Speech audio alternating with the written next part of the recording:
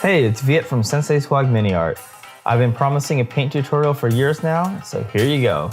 Today, I woke up and I decided I didn't have quite enough Imperial Knights. My house Taranis army only has 52 suits, when in reality, it needs at least 100. I've been neglecting the Taranis boys for the last few years, so it's finally time to add to them. Immediately after picking up the tray that had the Porphyrion from the top shelf, I dropped the whole thing on the ground and the knight broke into many pieces. After some zip ties and duct tape, our boy is finally ready to paint. I didn't film the priming, but I first primed the model with black primer and shot it with Citadel lead belcher. The Citadel sprays are extortionately expensive, and you save a lot of money if the model is primed black first. Now, onto some actual painting. Obviously, with an army as large as this one, I can't afford to spend days on one model. I'm going to be taking every shortcut to reduce the painting time as much as possible. The first 2,000 points I painted for this army was done in a weekend. The first step is to paint all of the red parts with Citadel Corn Red. With the way this scheme works, you can paint the entire model with the paintbrush, but I'm lazy, so an airbrush it is. A lot of people don't want to use an airbrush for whatever reason, but the way I see it, I could cut my lawn with a pair of scissors, but a lawnmower is much faster. Actually, I just paid the neighbor's kid to cut my grass, but whatever. If you are painting with the brush, lucky you, you won't have to paint the trim later, just keep the paint between the lines. Also, another tip, if you are painting with the brush, or even with an airbrush I guess, I'd recommend you use Pro Acryl's Burnt Red instead of the Citadel Corn Red, because Pro Acryl is superior to Citadel in almost every single way. My army was started before I even knew what Pro Acryl was, so I'm stuck using Corn Red. The next step will be to get all the white panels blocked in. This will be the front shoulder pads and the outside of any shin pads on every knight. Any white paint will work for this. I'm using Vallejo white primer, but you should use Pro Acro Bold Titanium white or their white primer. Rachel took the Pro Acro paints with her, so I'm stuck using this Vallejo white primer here. The Pro Acro white has the best coverage of any white I've ever used, and can be painted in 2 thin coats by hand. If you are using Citadel paints, Corax white will be your best bet, but Pro Acro white is actually white, where the Corax white is more of a light gray, and the Corax white will take more coats to cover. After the white is done, we're going to do the same thing, but with black. I'm using Vallejo black primer, but any black paint will do. This color will go on the inside of the shin pads and the back of the shoulder pads. Now we could spend a lot of time masking off the red and white parts, but I'm lazy, so I'm going to be using a business card to block any of the overspray from getting onto the other colors or the metal. Inevitably, there will be some overspray with the black and the white, so I take a brush with thinned down Corn Red to cover up any mistakes on the armor. Unfortunately, Corn Red will not fix a mistake I made when I decided to date this bitch named Moving on, the next step will be the most difficult part, and that is painting the trim. I'm just taking thinned down lead belcher and going over all of the trim and any metal that was oversprayed with the armor colors. If you want to speed this up, you can load lead belcher into a paint pen and do the armor panels, but I'm much faster with a brush than with the pen. Maybe one day I'll do a tutorial on how to make custom paint pens. Now, there's one more step to do before we can move on to the fun part. To break up the silver of the skeleton, I paint the little nubbins in copper. You can use any copper or bronze color, but I've recently switched over to Pro Acro's copper since it covers in just one coat. Before we go on to the fun part, I forgot to add some small details. I painted the Mechanicus cog in half black and half white, and the missiles in Pro Acro yellow ochre. You can use GW's Ionin Dark Sun, I think is what it's called, if you're using Citadel paints.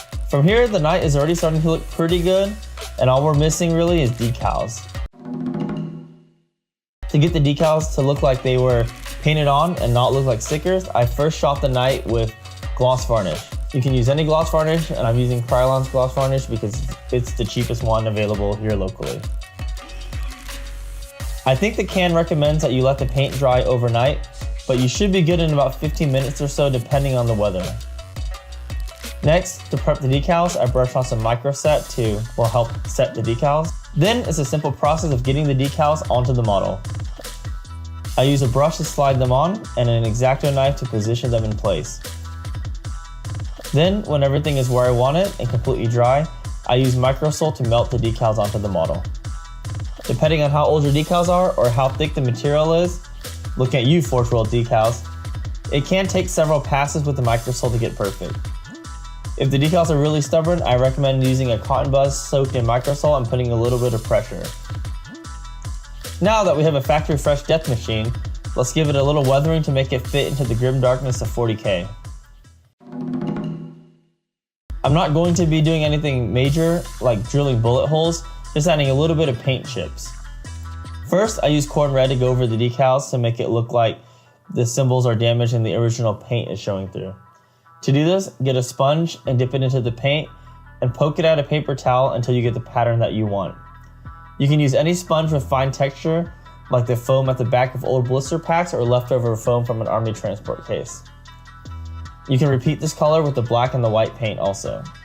Then, to show fresh damage to the paint, I use lead belcher to make it look like the red paint has chipped to bare metal.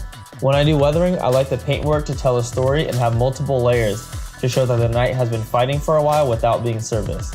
Continuing this pattern, I use Pro Acro's black brown on a few small areas on the armor to make it look like older paint chips that have rusted over time. Finally, using Ammo MIG Dio Driver Silver, I start to distress the trim and the metal skeleton. It's okay if some of this gets onto the armor panels too, since this will add more variety. The next step will be to seal all of our hard work before the real weathering begins. You can use any semi-gloss varnish for this.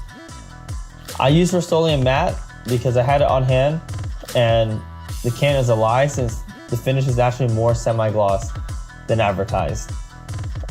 At this point, the knight is looking pretty good, and you could just stop here if you just want to get to playing. I want to take the knight a step further and make him into a very, very dirty boy by giving him that real Grimdark treatment.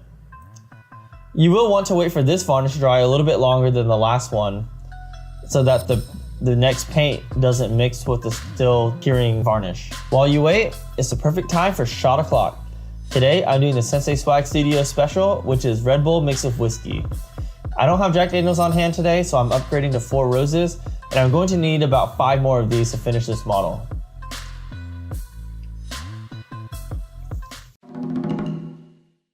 Okay, time for the really fun part. I'm using Ammo MIG Shrieking Grime for Panzer Grey, heavily thinned down of Gamsol. The amount of Gamsol you want to use depends on how dirty you want the model to be. I would recommend starting with a 50-50 mix and going from there. You could alternatively use mineral spirits or turpentine, but Gamsol is the least likely to give you cancer. I'm not a doctor, and this is not medical advice, by the way. Since I have such a large army of these knights, I varied the ratio between different batches to make the models look a little bit different. This mixture can be applied by a brush or sprayed on with an airbrush.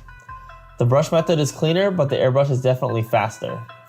Unfortunately, you are more likely to get lung cancer if you're aerosolizing enamel paint and thinner into your workspace. The best way to beat this is by wearing a mask. Then we let the toxic waste dry on the model for as long as you want before the next step. Most people recommend leaving this overnight before continuing in the morning. The longer you leave the paint, the more difficult it will be to remove, and the dirtier your model will be. I usually leave this on the model for an hour or 2, but sometimes I just shoot it with a hairdryer and I'm good to go in 15 minutes. The next step will be to remove the Shrieking Grime and leave it mostly only in the recesses. You can remove as much or as little as you want depending on your taste. I find the best way to remove the Shrieking Grime is with the makeup sponge. You can get these at Walmart or Target or steal them from your girlfriend. Most of you are dirty neckbeards that never shower, so the last one might not be an option for you. If you're too embarrassed to go to the makeup section, you can also use a Q-tip, which is what most people do when painting this style. On an Imperial Knight, however, I find the model to just take way too long using a Q-tip. I find I get the best results moving the sponge in the same direction starting over, instead of just attacking the model randomly to get some cool streaking effects. After the Shrieking Grime, the model is pretty dark, so we need to bring some more life into it. The first step is to get the metals to pop by dry brushing it with Ammo MIG Dio Driver Silver. This is the same color that we used before. I put this on the skeleton, the copper nubbins, and even a little bit onto the armor. I'm sure everyone already knows how to dry brush, so I won't really explain the process here, but I recommend using a cheap makeup brush instead of a normal painting brush. Next, we're going to sponge the same color onto the metal parts to get the freshest paint chips. This can also go over a few spots on the armor plates to show paint damage that just happened on the battlefield. Now that the metal parts really pop, we need to bring some more interest into them because they take up so much of the model. I'm using Vallejo Model Wash Light Rust to add some life into the metal, but especially the trim. I thin it heavily with water and just put it around any interesting details like rivets or anywhere else I think rust might accumulate. I'm using a makeup sponge just after applying the color with a brush to spread it around and make it look more natural. The final step is to paint the lenses and the Night Porphyrion is done. Unfortunately, the footage I filmed at this part for some reason filmed in 360p instead of 4K, but you can easily find hundreds of lens painting tutorials on YouTube.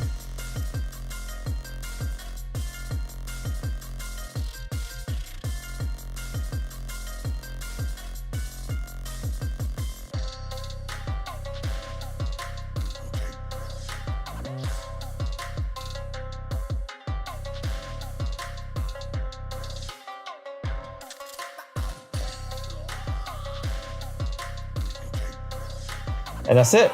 We're done.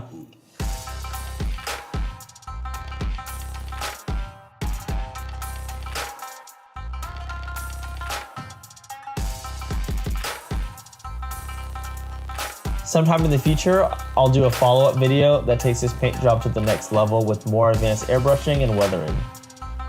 You can see this on my Legio Ignatum Titans that are painted very similarly to these House Taranis Knights, but with color modulation and masking effects to get the honeycomb pattern and the spiky hazard stripes.